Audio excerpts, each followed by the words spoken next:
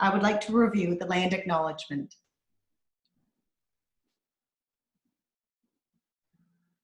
As a community, we have the responsibility to honor, care for, and respect all the creation gives to provide us with life. This includes the land, water, air, fire, animals, plants, and our ancestors.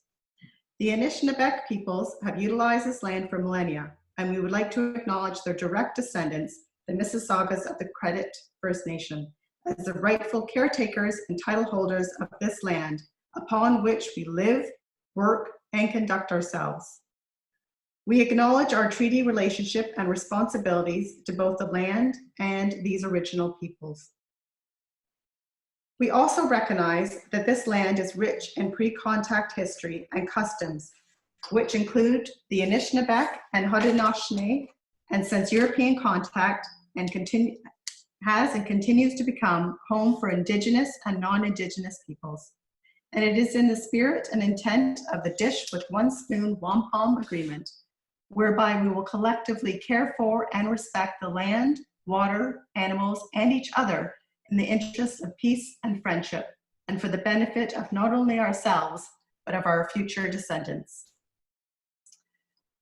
So this week's this webinar is sponsored by Oakville Ready, and I'm going to pass it on to Tricia Henderson to tell us all about Oakville Ready. Hi, thank you. As mentioned, my name is Tricia Henderson, and I work for the town of Oakville in the Climate Action Division. About a year and a half ago, the town of Oakville, along with the Halton Environment Network, set out to establish some resiliency hubs within the town to act as neighborhood anchors in times of extreme weather. At instances of localized flooding, high wind events, power outages, or winter storms. This program was generously funded by the Oakville Community Foundation, and our goal was to establish 6 of these faith-based organization hubs across town. This really is a neighbors helping neighbors community resiliency program, and we engaged a diverse community of stakeholders to develop this program and to roll it out over the past year and a half. We really are using this program to increase the community capacity and resiliency to these extreme weather events, and to understand how we can work better as a community to build this capacity. Next slide. So as I mentioned, we put the program into place to really deal with extreme weather events, and really it's to deal with the first 1 to 4 hours after an event happens. So these locations would not be used for overnight shelters or to produce meals or anything like that. We would call in the Red Cross in instances like that.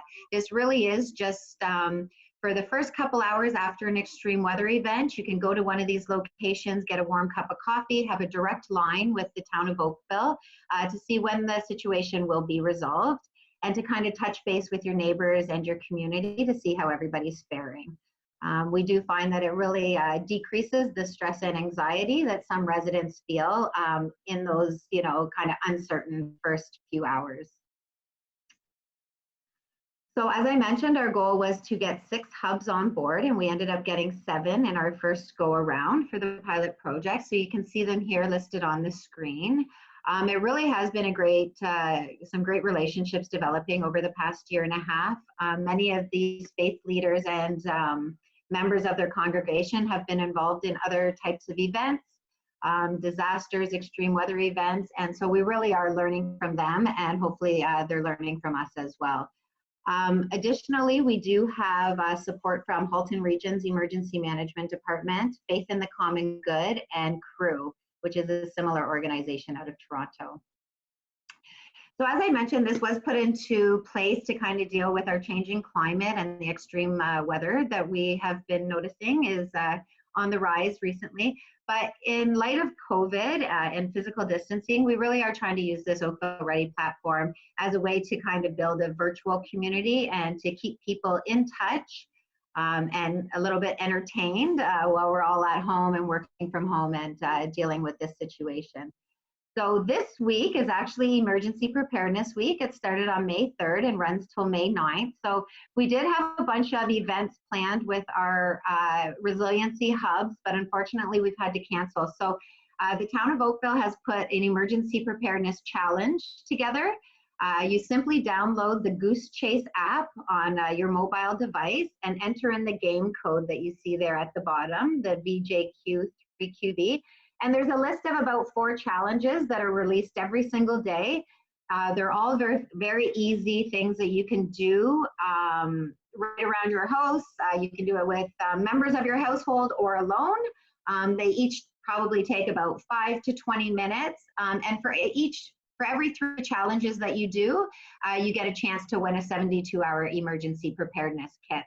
So the game started on May 3rd, but you can do the challenges at any point throughout the week. So right now there are about 12 challenges loaded and ready to go, and 3 or 4 more will be released every day until the 9th. So we urge you to take part in it.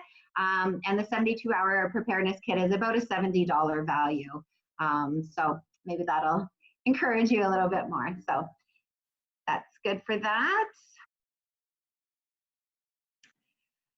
So just quickly, we're going to go over just a little bit of housekeeping for this call. So technology for the call, if you look at the bottom of your screen, you will notice a chat feature. So please feel free to use this chat feature. You can chat the entire group, you can chat just the host, or you can chat individuals on the line. So you just have to use that drop-down feature. So feel free to use that. Post your questions throughout this webinar, and Beatrice will work to have them all answered by the end of the webinar, or get in touch with you afterwards. And as I mentioned, you can simply text the host as well if there's something technical that you need help with here. So some guidelines, we will respect confidentiality on the call. If anything is mentioned, please know that we're all here just trying to learn off each other. So if you're not speaking, try to keep yourself on mute. Use the chat box. If the lines of communication are busy, you can always post your question there. Please feel free to come in and out on this. If you need to, get up and grab a quick tea or use the washroom, please feel free to do that. Share the air and the chat box space. Some people have more to say than others, but we just want to leave room for everybody. Question ideas and not people. So we do encourage, all of your questions and ideas, but just try to keep them a little more general. And we're trying to call people into this conversation, not out. If you need any additional COVID information, support, anything like that, we urge you to contact Halton Region, either by halton.ca or dialing 311, and they can answer all of your needs and put you in touch with any care that you might need. So without any further ado, I'm going to introduce Beatrice Gomez with OakvilleGreen, and you can take it away. Thank you. Perfect. Thank you, Tricia. So hi, everyone, and welcome to the call. I'm really excited to be here, and I think this is a perfect topic for the Preparedness Week, because we're going to be talking about rain gardens, and that's one way in which we can actually help to deal with like the excess flooding and runoff and all that those climate events can actually bring, or weather events can actually bring. So I'm really excited about the topic today, and this is one of my favorite ones. Okay. So we have, at OakvilleGreen, we are a non-for-profit organization that works in Oakville, and part of our mandate is to try to increase awareness on environmental issues and how to take action to do something and change it. So in the case of our Ready for Rain program, what we are trying to do is to increase the adoption of green infrastructure and low impact development retrofits, which sounds really fancy, but it's basically rain gardens, bioswales, and how to harvest rain in your own property, so then we can actually help all together to reduce the amount of runoff that we have in our community. Yes, next slide, please. Okay, so rain gardens are becoming really trendy in the landscape world, and I'm really excited about that. if you look at them from the outside, they can look like any other type of garden, right? And the style will depend on the style that you want and the style that the property owner has on the rest of their property. But basically, most of the actual rain garden or the rain harvesting happens under the ground. So you can do any style of garden that you want on top. And for most people, it will just look like a beautiful garden, even though it has more purpose, and it will be like the underground part is the one that will be working hard to help reduce the runoff, right? Okay, next slide. So why are we doing this, and why is it so important that we actually do or put more rain gardens in our properties? So this is a water cycle, which I'm sure you're all familiar with since you were probably in kindergarten. And it just like goes around and around and around, but with our cities and with all the construction that we've been doing, we have been altering the natural water cycle. And that's part of the problem and one of the issues that we are seeing with in cities and in urban areas is that we are having problems with like flooding and things like that because we have altered this water cycle that has been happening for a very, very long time. Okay, next slide.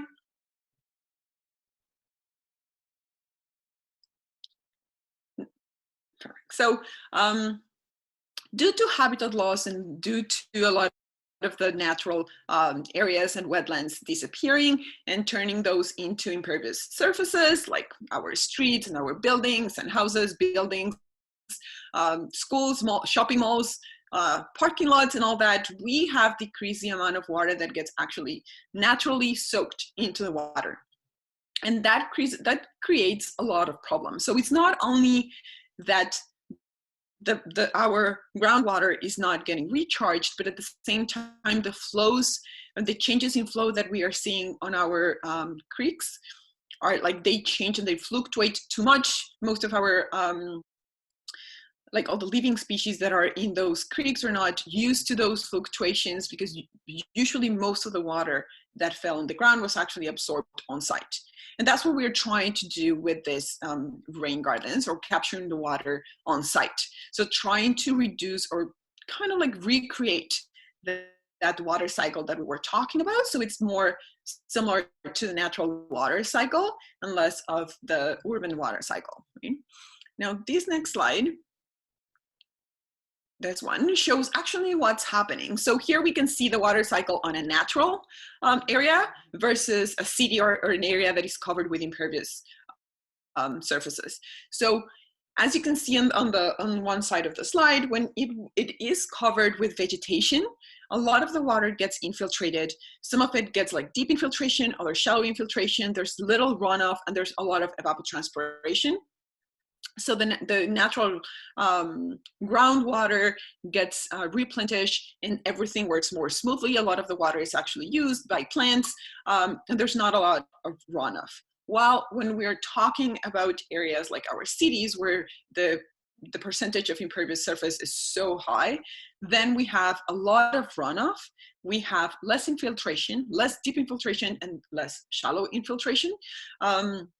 And there's less evapotranspiration too. So most of the water actually runs through our cities and through our communities, and that water is not being treated at all. So that goes straight into our creeks with everything that it washes off while it's running through our streets.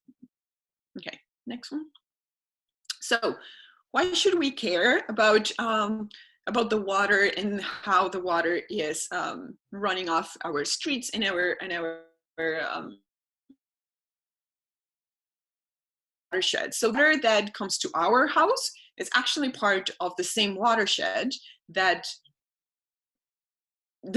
where the rain is falling. So I want you to imagine, in order to understand what a watershed is, I want you to think of a bowl and all the water that falls inside of that bowl. It could be snow or it could be rain. All that is going to end up in a larger water source. In our case, that large water source is Lake Ontario. So everything and all the water that falls, as I said, through rain or snow in our city will like melt down or run off into our creeks and then eventually into the lake. And this is especially important because our drinking water comes from the lake as well. So everything that happens in our watershed would actually impact the water quality of our waterways and our water sources. So we should care about that. And of course, it gets treated, but it's getting more and more complicated to remove all the chemicals and all the bad stuff that ends up in our waterways, and it affects the wildlife that is in our creeks and in the lake as well. Okay, click all those, Stephanie. Thank you. Thanks. Perfect. Thank you. So just to show you a little bit of how are we doing when it comes to water quality in Halton. These are specifically for Oakville. So it's part of the watershed report card that Conservation Halton released. I think it's 2018, this one. So what they do is they actually look at some of the characteristics that affect the water. So they not only look at the water quality, but they look at the characteristics that would actually impact the water. And they give them a grade, just like they do in school with our kids. So it goes from like A, B, C, D, and F. And then based on that, we can know how good we are doing or how bad we are doing with our water quality. So in the case of Oakville, what I did is I kind of took an average to see how, because every creek has its own grading. So basically I took an average, and this is how we are doing. You know, so the things that they consider are forest conditions. So what's like the tree canopy and what's the condition in the health of our forest, the groundwater quality. So all that groundwater that I was talking about that gets like infiltrated, and how, if we have like any pollutants in the water and stuff like that, the impervious land cover, which means how many streets we have, or how many houses and all that, which would be again areas that do not let the natural filtration happen. And then what's the surface water quality? Stephanie, gonna get all the responses. Thank you. So as you can see, except for groundwater quality, we're actually not doing that great. And these, again, as I mentioned, will impact the water quality of the lake, which is the same water that we are drinking, right? So we should pay attention to these things, and there are ways in which we can help, and rain gardens is one way in which we can actually help to move these things and improve our grading. Because I'm a natural nerd, so I'm not happy with this. I was a straight A student, so this gives me itches. Okay, next. Okay, so why plant a rain garden? As I mentioned, there are some things that that we can do to help bring those grades up, or to improve the water quality in our areas. And a rain garden is one of the easiest ways to do it. We are learning more and more about rain gardens and plants that can be planted in rain gardens and that will survive and thrive. But this is what I'm trying to do today. Is I'm going to try to give you a little bit of like an introduction to rain gardens, and how you can know if your property is the right one for a rain garden, or if you can actually have a spot for a rain garden. Okay. So what's the difference between a garden and a rain garden? As I mentioned at the beginning of the slide deck, is actually what is happening underground that will make a difference. So this is like the image of a rain garden, and you can see here how you have the rain that falls on the roof of the house, and then how the water flows down a downspout and then gets directed into the rain garden. So rain garden should always have a water source, which in this case is the downspout. It can be a parking lot, or it can be a driveway. So it can be an area, like usually an impervious surface, where water will flow naturally into our garden. Then we have an box of the garden on the left side, we can see the flow of the water going in.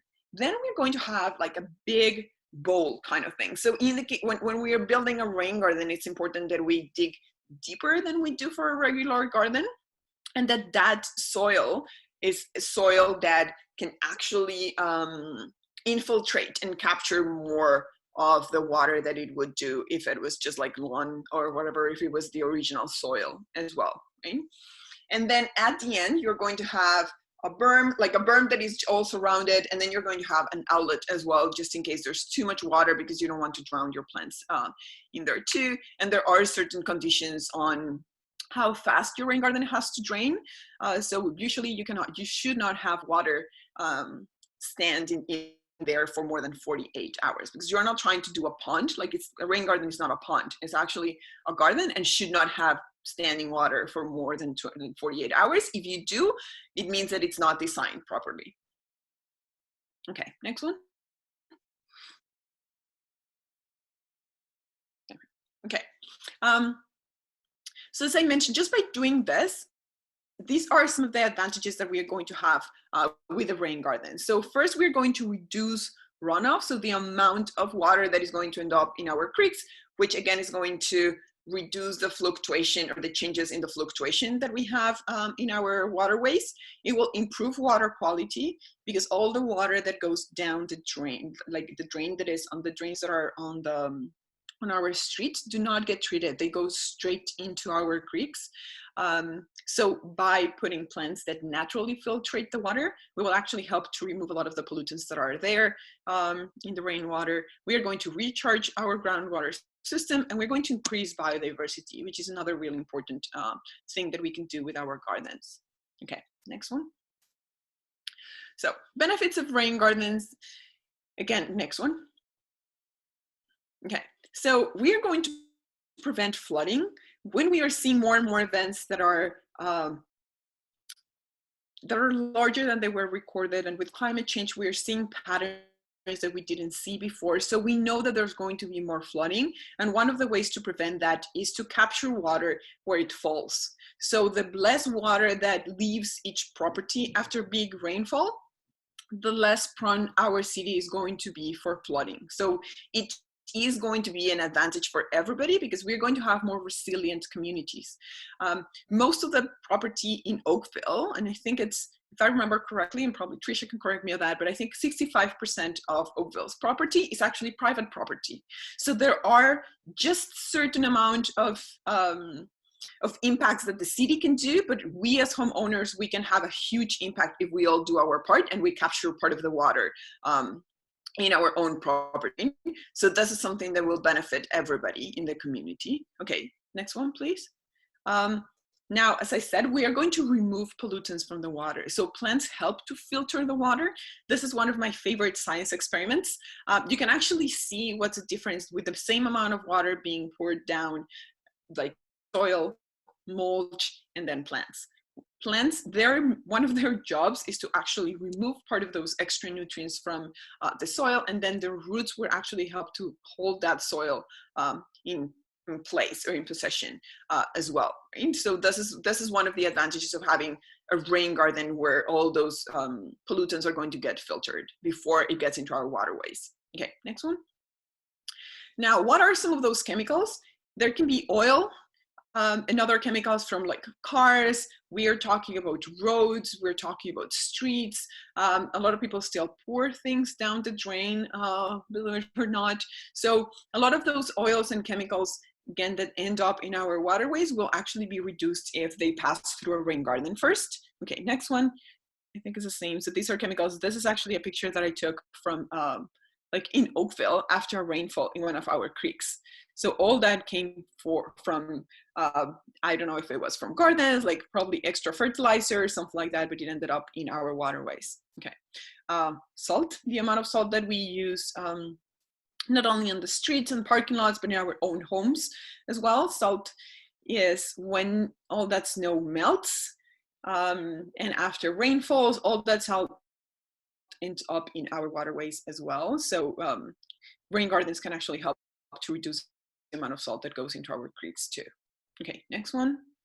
All the extra fertilizer and pesticides that we use on our lawns too, if they go, or if the water stops and gets filtered through a rain garden, it can reduce the amount that ends up in our waterways as well. Yeah. Erosion, this is another very important. A lot of the when we have bare soil, and especially like there are there are a lot of places in Oakville that were highly impacted by emerald ash borer and other pests. And because of that, a lot of trees died, a lot of trees had to be removed, which means that now we have a lot of bare soil, and all that soil, after it rains, and it all ends up in our waterways as well. So while we cover the soil with plants, those roots help to keep the soil in place and prevent erosion and prevent the extra solids in our waterways. Okay, I think yes. So we are getting a little bit more into the details of a rain garden and how to know if your property is actually suitable for a rain garden. So first of all, the first thing that you have to look for is if you actually have a source of water to fit your potential project. So if you want to put a rain garden, are there downspouts that you can direct to the area? Is there a big parking lot or a driveway that can end up or has like a natural slope that could actually potentially feed the water to your rain garden or the area? Then you need a visible slope. The ideal is between 1% and 5%. And the slope has to go away from the home, not towards your home. You don't want to bring water close to any building. It has to go far from the building or away from the building. If it is a slope that is higher than 5%, if it's between 5 and 10, it's still doable. It can be amended a little bit. But if it's more than 10, we do not recommend it, because then erosion will be an issue as well. So there would have to be other amendments done in the property in order for it to work as a rain garden. Then making sure that your downspout does not discharge directly into your driveway. If that happens, then it's going to be a little bit harder to capture that water unless you have like a slope that goes on the sides, but that's not common. Most of the highways, or they should, go straight into the street. Then another very important point is to make sure that the space where you want to build your garden is more than 10 feet away from any building or any construction, because you don't want water damage in your buildings. That's something that we're trying to avoid. Another important point is to know the type of soil that you have, and that's because you want soil that can drain properly. In Oakville, we have, most of Oakville is actually clay. We do have some areas in Oakville that are sand or sandy and loam soil, but most of it is actually clay. If you have clay, it doesn't mean that you cannot do it, but you're going to have to amend the soil. So know how your soil drains. If you know that you have clay, or like in my case, which I have, it's almost not exactly a corner lot, but it's almost a corner lot. And I'm sure and positive, because of all the debris that I found here, that it was where they dumped all the construction material when they were building the whole neighborhood. So I have clay and debris all over my backyard. So there definitely I have to amend the soil. And in order to amend it and to make it drain a little bit better, you have to add a little bit of more organic matter and sand to the area, so then it can drain more and faster.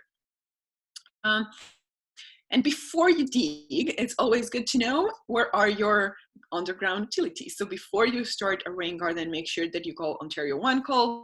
You can check it online, or you can call the number that I have there on the screen that would actually tell you if there's any utility lines that will prevent you from building your garden. Okay, there's a little bit of like math, but this is a worksheet that I usually bring to the sites where I'm doing a site visit to know if it is possible to do it or not. I usually do this with kids at school as well, because we've done a few rain gardens at school, and this goes through some of the basics to know if it's possible to put your rain garden in the position where you want it. So first, you have to look that your site is, as I mentioned, 3 meters away from your building. That's around 10 feet. Is there a source of water for your garden? So again, if there's like a downspout or something, if there's an area that you have in your own property where it floods naturally, that's enough to know that for sure the water in your property is actually getting to that specific location, and that's a great place for a rain garden, as long as it is like 3 meters away from the building. The other one is the slope. So make sure that the slope direction is going away from the building instead of like towards the building. And if it is going towards your building, I would encourage you to fix it again so you don't have damage to your house or property. Then to know if the slope is correct. As I said, like the adequate one is between 1 and 5. If you have a little bit more than 5, is okay, but don't go way higher than that. Here you can do a little bit of math, and sorry, I don't know how to say that in English, like the Pythagoras, I don't know how to say that in English, but whatever, like it's just arithmetic, right? So you have to make sure that you know what is it, and again, it's kind of simple. I did the math over there, so you basically have to know the height in meters, and you have to know how long it would be in order for it to be totally flat, and the slope is the slope that you have in your property, right? So you have to make the B that is over there on the screen totally flat, and then the A, and then measure the A and B, and then you are going to divide A between B, and then multiply by 100, and that will give you the percentage of the slope that you have. Okay, next one. Then to know the soil infiltration rate, again, if it's clay, it's going to be very slow. If it's sand, it's going to be really fast. So again, if you're getting into clay loam or clay, you're going to have to amend the soil. If you have no idea, there's a lot of you can actually Google how to make a percolation test. And there's like videos in YouTube that can tell you that and can help you with that. But again, if you grab the soil that you have at home and you can actually make like a bowl and keep it, like you can manage it without it just going into your fingers, and you can make it into like a bowl and keep keep a specific shape when it's wet, then you have clay. Or it's more likely that you have clay, right? I think sand, we are all more familiar with sand, but as I said, like clay is something that you can actually like keep it and like manage or move with your fingers and make like a specific bowl or thing that stays together or sticks together, right? Then the ideal size, I'm not sure if I was totally clear with that, but if not, please send me a text on the chat, and I will try to explain it with different words at the end. The ideal size of the garden should be at least 10 times smaller than the capturing area. It can be larger than that, but do not go smaller than that. So if you're going to use your whole roof, at least your garden has to be 10 times smaller than the capturing area. It cannot be smaller than that, or you're going to be the overflow is going to be too much for the garden to manage.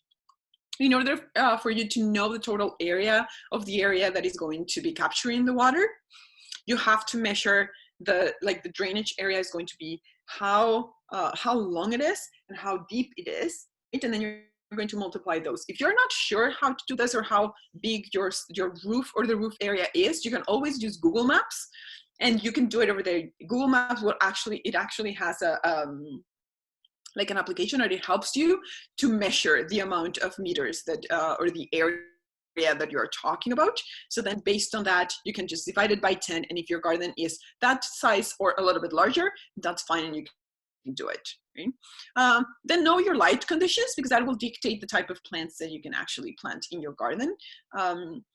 Not so much the type of soil. All plants that are suggested for rain gardens are drought tolerant, and they are flood tolerant, and a lot of them are salt tolerant as well. But the amount of sunlight that they will receive is actually very important when you choose your the species that you will plant there. Okay, next one. Okay. So here are, what I'm trying to do is from now on is to give you a few examples of rain gardens that I have worked with, so you can see what we are talking about and how they look. So this is a rain garden. There's different types of rain gardens. This one is like an artificial wetland kind of thing. So this is the picture on the left is how we started to dig and how big of the surface this was for a parking lot. So it's a big parking lot. So here we were talking about, it was 13% of the area of the parking lot, the one that we are using. All the water from the parking lot was going straight into a drain, and was going into the creek. There's a creek here on the left. So it's not, you cannot see it from in the picture, but all that water was not being treated, and all the salt from the parking lot was getting over there. It's from Church of the Incarnation, yeah. So what we tried to do here was to build, like as you can see, we are digging deep, And we are using the extra soil to make a beam around the garden so we can keep the water inside. The inflow is the one that you can see on the picture on the right. So that's where the water, when it comes from the parking lot, it gets to those rocks and to those like river rocks before entering the garden. So that's the inlet of the rain garden. The outlet is at the very end. So where we have two guys over there that are working on the edge of the garden. That's where the outlet was, and we put more rocks there. That prevents erosion too. So that's a good technique in your inlet and your outlet to make sure that all the extra water that is coming in and all the water that is coming out does not come with so many with a lot of the sediments, and to slow the flow, right? Then if you see on the right, there is some mulch. We use double shredded mulch for rain gardens, so it doesn't float away when it gets flooded. This is, as I said, just after rainfall, but the water should not stay there for more than 48 hours. So this water was gone in the next few hours.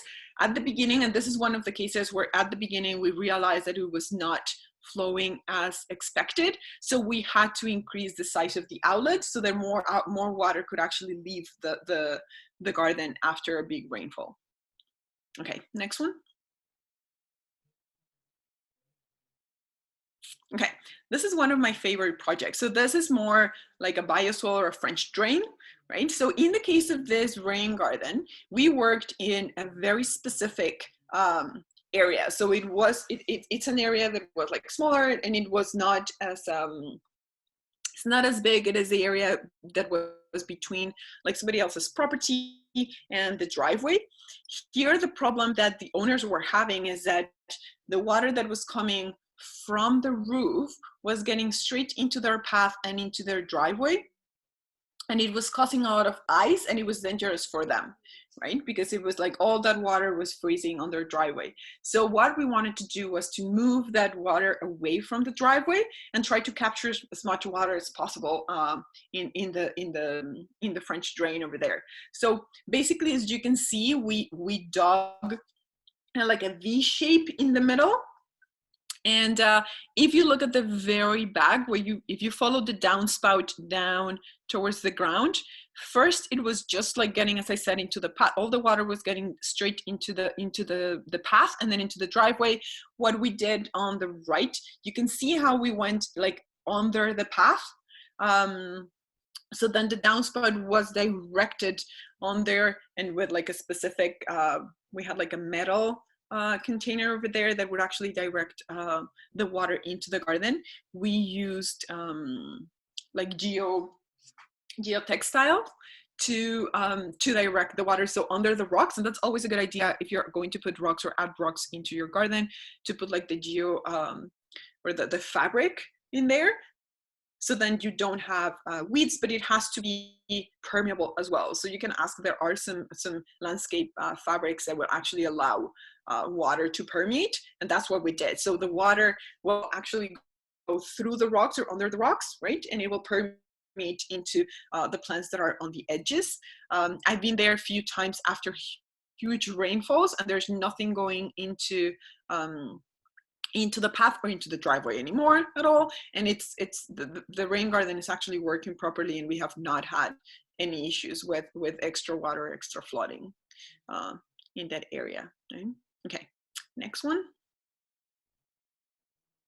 Okay, so first, before you start digging, it's very important to have a design of your garden. So know exactly the size that you need in your garden, know the type of plants that you want to put in there, have like the inlet and the outlet perfectly well designed. So know exactly what you want to do, because that will help you throughout the process. So having a clear idea since the beginning would actually help to move along.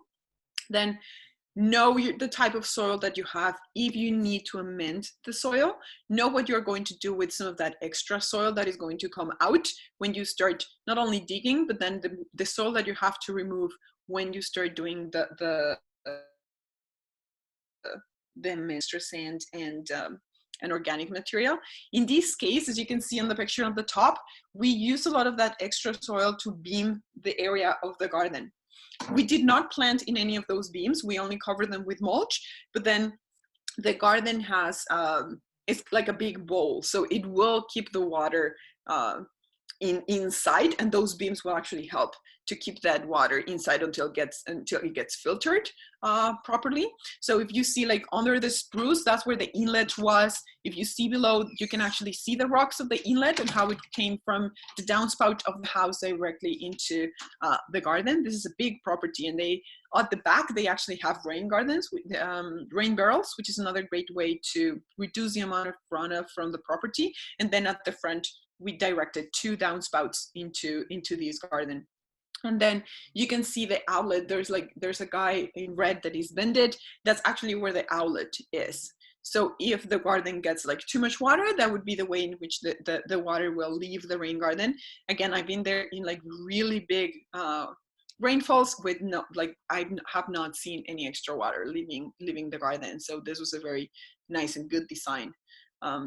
You have to pick the right plants and spacing. So even though at the beginning it might look a little bit sad or that you have a lot of space, you have to remember that plants grow. So when you are planting them, just be careful and be aware of what is the actual size that they are going to grow into, so you can give them proper space. As I mentioned, create an inlet and an overflow, and use double shredded mulch, as I said, so then it doesn't float away. Okay, perfect. Okay, next one. Okay, so when you're building a garden, you have to be aware that you need to pick plants that are flood tolerant, obviously, because you're doing a rain garden. So for some periods of time, they are going to have a lot of water.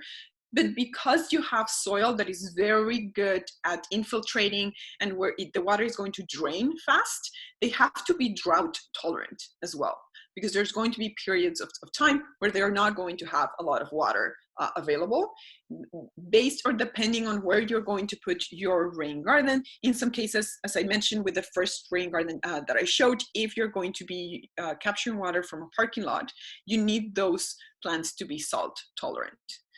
If you're going to be capturing water from your downspout, you don't need them to be salt tolerant. I hope you're not putting salt on your roof, so you won't need that. Again, like use native plants because they are going to be better suited for these habitats. We have a lot of native plants that are flood tolerant and drought tolerant, because as you know, during springtime around our natural areas, we usually have a lot of flooding and a lot of areas that are flooded, while we have really periods of heat and drought during our summer times, right? So most native plants are used to that. And pick different blooming times so then your garden is interesting all year round. Okay, next one. Okay, so it's important to plant for all seasons, so keep things interesting even during the winter time, because we are creating habitats, not only a garden for us to enjoy, but for a lot of biodiversity to be created over there, and for a lot of bugs to enjoy our gardens as well. It's important that we keep those areas properly maintained or unmaintained actually during the winter time, so then a lot of bugs can actually overwinter under the mulch and within all the leaf litter and stuff in our gardens. Okay, next one. Native flowers are very important, and as I said, especially for rain gardens, it is almost, I wouldn't say it's mandatory, but it's almost mandatory, because those are the ones that are going to survive and do the best. So it's important to consider them before.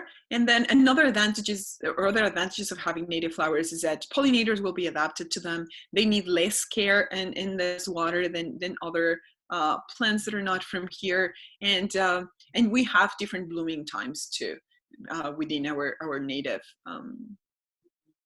plants, right? So I have 3 examples over there. If people were on my talk, I think it was 3 weeks ago, we talked a lot about some of the natives that we could actually plant in our gardens. And there are a lot of sites that have specific flowers that can be used for rain gardens. And I'm going to share some of those in a little bit. Okay. Next slide, please. Thank you. So here I'm talking about some of the suggested species for rain gardens. These are species that we have planted in different rain gardens and that have are doing amazing in there. So we know that they work and they're low maintenance, right? Different species of serviceberry are good.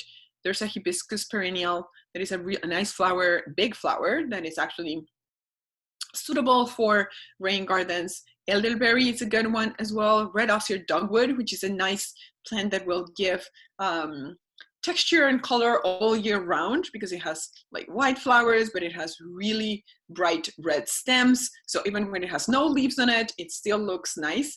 There's ninebark, witch hazel, which is an early bloomer too, so it has already bloomed. And then in case you want a tree, or you have space large enough for a tree, river birch is one of the most suggested trees, or some of the best trees for rain gardens. Okay, next slide, please. Okay, when it comes to flowers, there's a lot of different options. Black icicens are really good. Butterfly milkweed, swamp milkweed is another really good one, which is the picture that I have over there. That's actually a swamp milkweed. They do very well in rain gardens. Shooting star, great blue lobelia, Lobelia cardinalis, which is beautiful red flowers. Blue flag iris is good.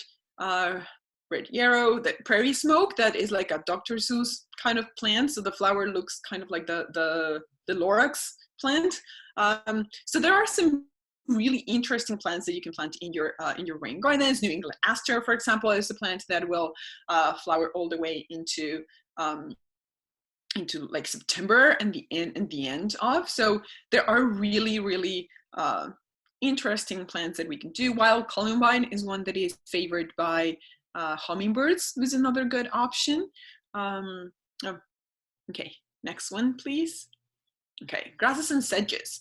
I love grasses and sedges because they can cover a lot of space, they are low maintenance, and they provide a lot of ecological benefits, right? So their roots are very good at keeping soil in place. Their pollen is high in protein, which is good for pollinators. They provide shelter. So there's so many benefits to having grasses and sedges in your gardens, and rain gardens as well. They do really well. There I put a few examples. Little blue stem is the one that is in the picture over there. Big blue stem, it's a little bit larger. There's switchgrass, feather reed grass, and sedges. I love sedges as well. And the difference over there is that you can get a little bit more of like flower and texture as well with sedges. But this is another great group of plants that you can add to your rain garden.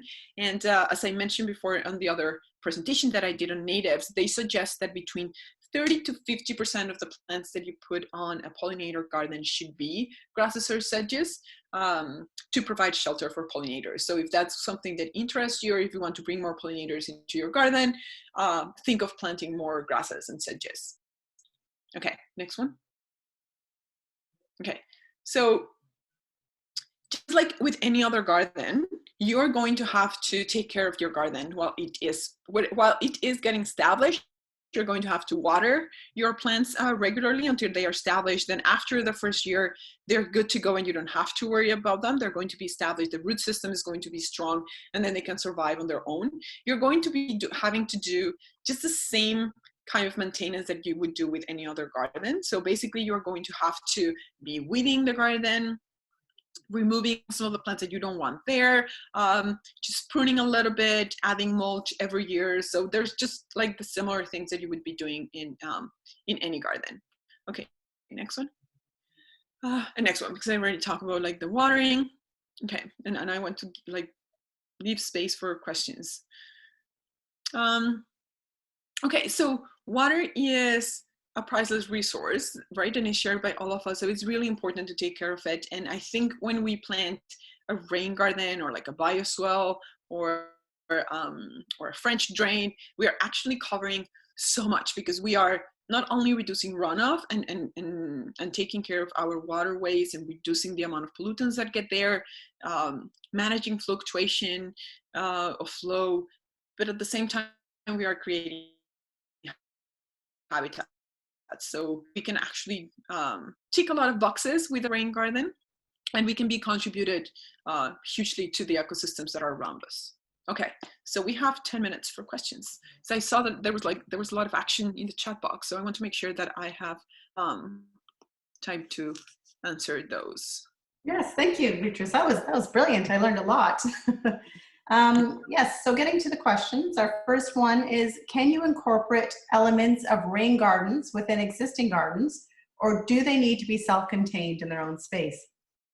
Sure, that's a very good question. No, you can totally add parts of a rain garden to an already existing garden, right?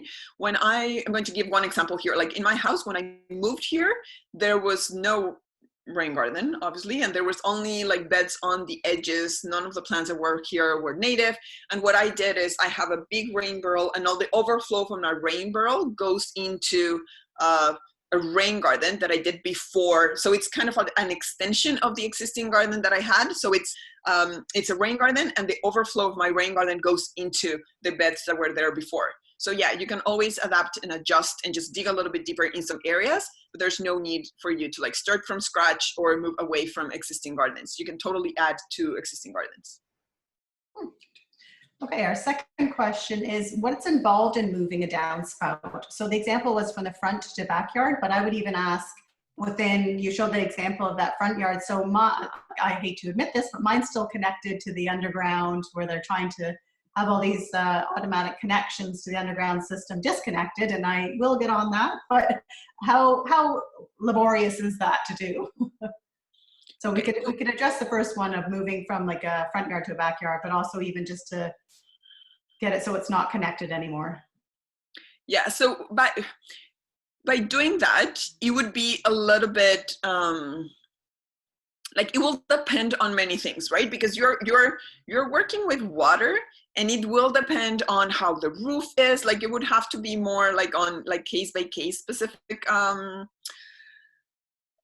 scenario, because if you are like if the way your roof is comes either like to the back or to the front, is going to be really hard to do that. If you close one downspout to try to direct everything to only one downspout at the back, you can have overflow, and then the water can start coming up from the like on the like away like out from the downspout, and then just like pouring everywhere in like on the side of your house instead of being directed because the flow is too much. There's always, like for example, I have moved water not exactly from like all the way from the front to the back, but if you want to like redirect water, you can use some of the as like pipes, so you can buy downspouts and move it a little bit more. Like I've seen a lot in when people have gardens at the back, when they have some of this like stretch, some of these pipes that are like plastic and they can stretch, and you can put it into your downspout and direct it a little bit to the back. As I said, you can have probably a rain barrel and then connect the rain barrel with a hose to the back, which is what I did before I put my rain barrels at the back, but that's what I used to do. So I had my rain barrel at the front, and I was like capturing the water there and then using a hose to bring it to the back, which the slope helped too. But I would be hesitant to just redirect the downspout from the front of the house to the back, unless if there's no downspouts at the back, but you do have the edges over there, that can be done, but you have to be again careful what you do and making sure that the slope of the house is appropriate.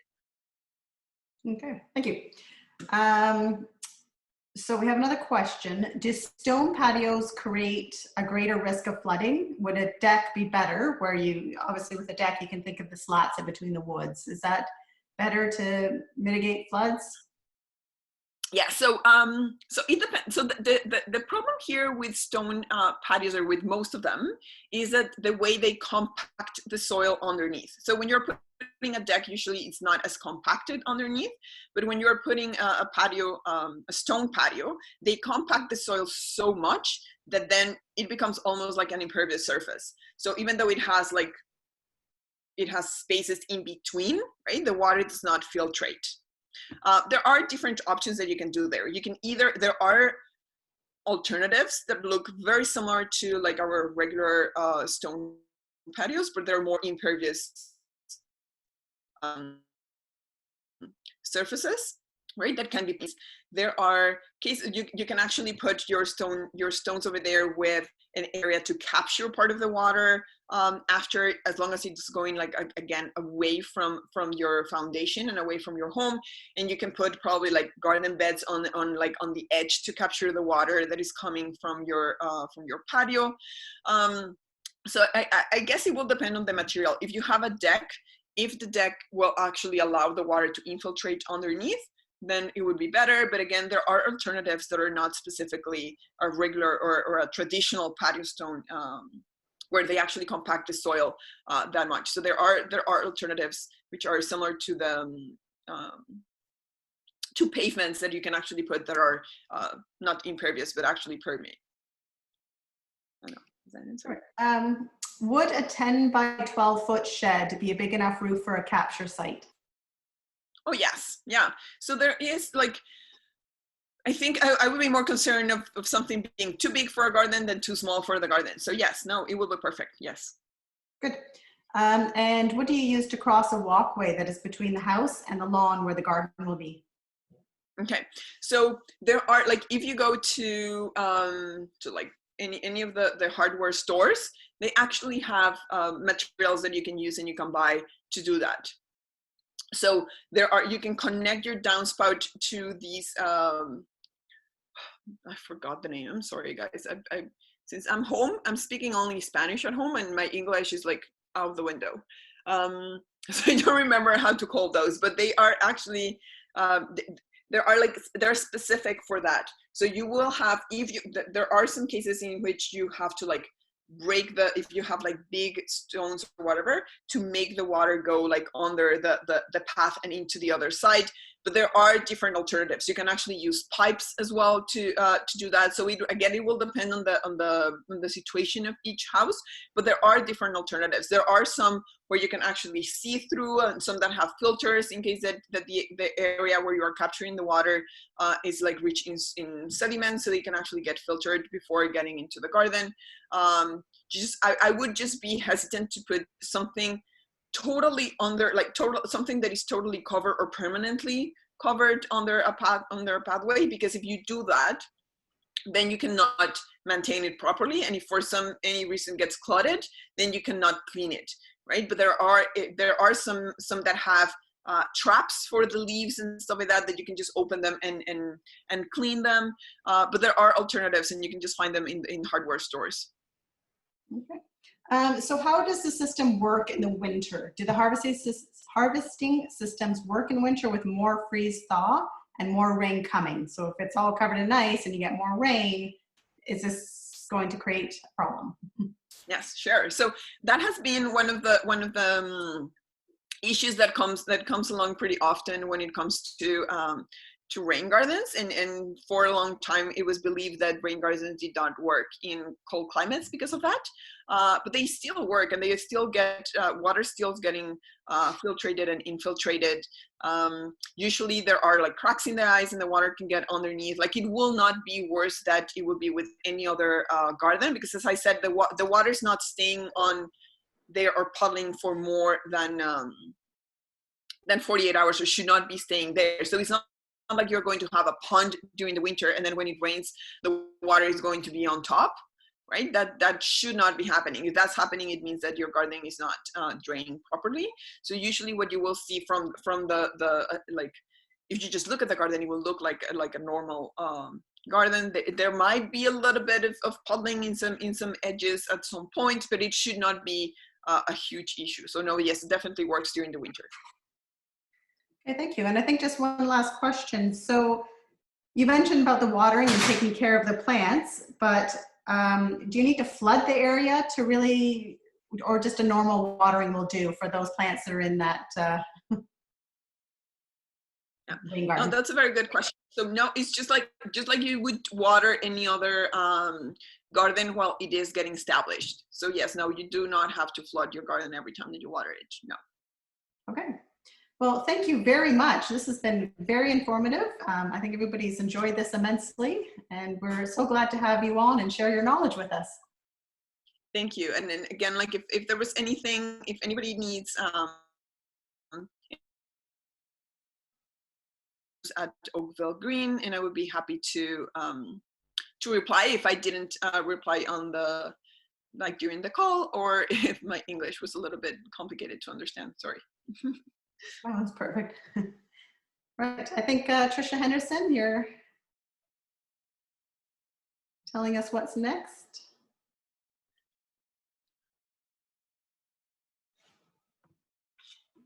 Okay, perfect. Sorry, I just had to get unmuted there. Great. So thank you very much, Beatrice. That was super interesting, really informative and very timely. I mean, we're not dealing with the spring melt, but we have been having a lot of precipitation. So again, I just urge you to check out our website. It's oakvilleready.ca. And I do urge you to participate in the Emergency Preparedness Week Challenge. Many of the things that Beatrice talked about today are challenges. So there's information in there on contacting Halton Region about downspout disconnecting. They have a downspout disconnect program. There's another challenge in there about identifying the low-lying areas on your property where rain does pool. So if you're going home and doing anything that Beatrice talked about today, you can also gain some points by taking part in the challenge. So thank you again, Beatrice and Karen. I've seen you've been providing a lot of information there on the chat. So thank you for that, following up. And again, thanks everybody for being on the call today. We will be hosting some more of these community calls. Next week, I believe we have another gardening one by the Halton Food Council. And then we also have one by the Oakville Public Library on how to access all of their online resources. Oh, here we see them right here. So May 11th at 2 p.m., which is different. It's usually at 1, but at 2 p.m. they're doing square foot gardening, again with the Halton Food Counseling and Halton Environment Network. And then on the 13th, the Oakville Public Library. So please check them out. Any of our past calls are also available on the oakville.ca website. And thank you again. Please keep in contact. All of our information is there. And if you want to get a hold of anyone from OakvilleGreen or Beatrice, we can put you in touch there as well. So thank you. Everyone have a great day.